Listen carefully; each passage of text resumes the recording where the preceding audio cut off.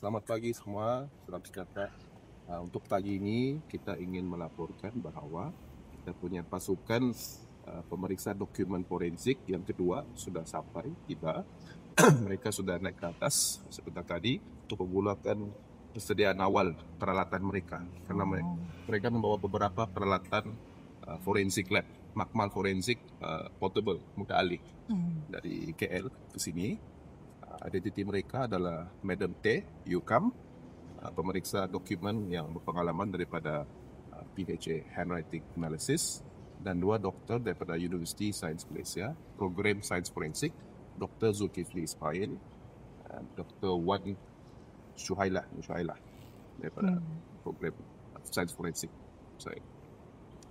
Jadi apa yang kita ingin dapatkan, apa yang kita ingin capai dengan pemeriksaan dokumen adalah untuk memeriksa lebih banyak lagi aspek dokumen yang telah ditender di mahkamah.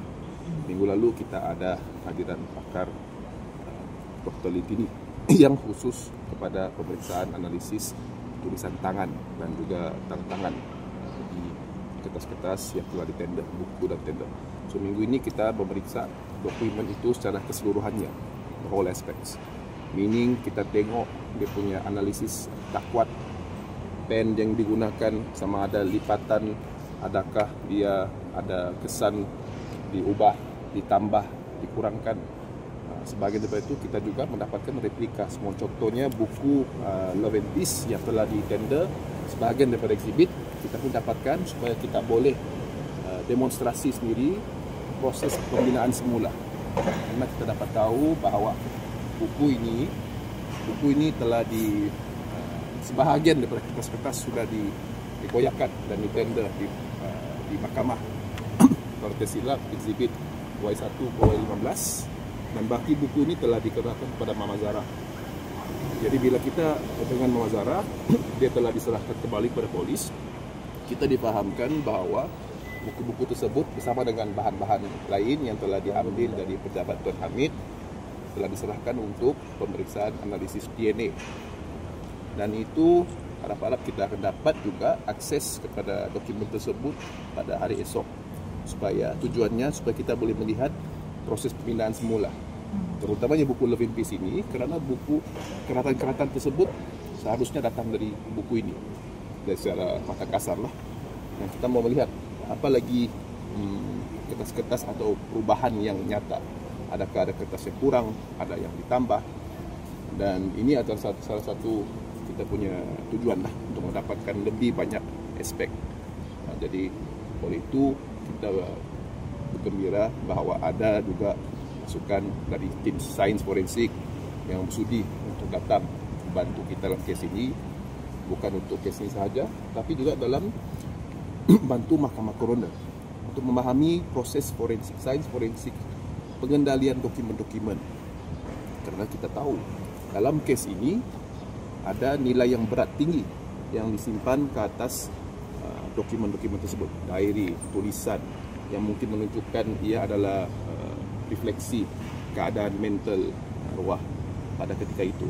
Jadi sebelum kita muktamadkan kesahihan dokumen tersebut, kita perlu kepastian dokumen mana yang perlu kita rujuk, dokumen mana yang kita perlu asingkan. Kerana dari awal kita pun tahu dokumen ini, keterangan yang kita tahu, dokumen ini sudah banyak kali berpindah tangan daripada carian dari guru, daripada serahan kepada polis, dari serahan kepada apa, dan kita tidak tahu apa yang berlaku. Dan even sebelum dijumpai, kita tidak tahu berapa kali tangan telah menyentuh dokumen-dokumen tersebut. Karena sudah pasti keterangan yang diberikan dari saksi kanak-kanak pun sudah mengatakan ramai ahli DOM pun tahu arwah banyak menulis. Buku ni mereka tahu. Dan buku ni diletakkan diletakkan berita baru atau tidak. Okay. Buku ni diletakkan di kawasan yang senang diakses. Lokernya senang diakses, bukan mudah, bukan senang, tapi bukan susah sebenarnya. Untuk ada potensi-potensi campur tangan. Jadi kita tidak mau ragu-ragu. Nah, proses ini kan pencarian kebenaran, jadi ini adalah satu aspek. Dan kita mahukan data analisis sains yang baik.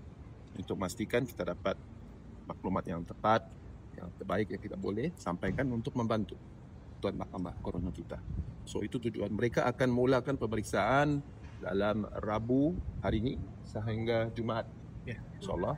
Kalau diperlukan lagi baru kita akan atur masa. Dijangka juga dengan kalau kita boleh akses dokumen-dokumen lain seperti yang dikatakan awal tadi, dokumen-dokumen serahan yang lain, kita harap kita boleh mengatur satu lagi masa supaya Dr. Litini pun boleh datang untuk mengesahkan tulisan-tulisan the authorship of tulisan supaya kita boleh finalisekan dia punya report dan kita boleh atur dia punya keterangan oleh mahkamah. So, jika ada yang menanya kenapa kita ada dua pasukan forensik, karena forensik dokumen ini sebenarnya luas aspeknya. Bukan dari segi tulisan, dari segi evolusi tulisan dia. Adakah penggunaan dakwatnya. Karena apa yang kita boleh faham awal dari dapatan daripada pemahaman kami, gaya tulisan Arwah Zahra adalah gaya tulisan yang quite common untuk anak-anak kecil yang masuk remaja. Dia digelar sebagai hand copy printing, handwriting. Jadi kanak-kanak yang sekolah rendah menulis mengikut mata bulat besar. So itu adalah satu jenis tulisan yang biasa dipraktikkan oleh kanak-kanak. Jadi dia memerlukan mata yang lebih teliti untuk mengkaji adakah dia sama atau tidak. So kita perlu kepastian dari segi itu, bukan berdasarkan apa yang ditender. Karena seperti yang dikatakan minggu lalu juga, ada dokumen-dokumen serahan buku kita juga bagi kepada Dr. Litini yang belum sempat ditender kepada mahkamah dan tidak sempat dianalisis oleh Jabatan Kimia. Jadi kita perlu tambah semua supaya dokumen ini perlu dia contemporaneous. Ya, dia perlu ada kesinambungan dari tahun 6 tahun lalu, tulisan tahun lalu sehingga tahun ini sehingga ke akhir masa bulan 7. So kita perlukan kesahihan dari setiap gaya tulisan. Salah satu cabaran yang kita dapat dari analisis Dr. Litini minggu lalu pun sangat ketara dan saya pikir ini akan jadi cabaran juga. Kebanyakan tulisan-tulisan arwah tidak menggunakan tarikh. Cuma tarikh itu ada kita akan ada susun kronologi. Jadi kita ada pelik. Ada soalan yang kita tanyakan dengan pada saksi Puan Nurul Atika pun ada satu keratan tulisan yang disatakan daripada buku Lefibris sebelah tahun 2024, sebelah tahun 2025. So a bit pelik. Jadi kita tidak boleh terus katakan tarikh itulah yang utama. Kita perlu analisis mungkin kertas dakwat menggunakan dan kita susun kronologi dia.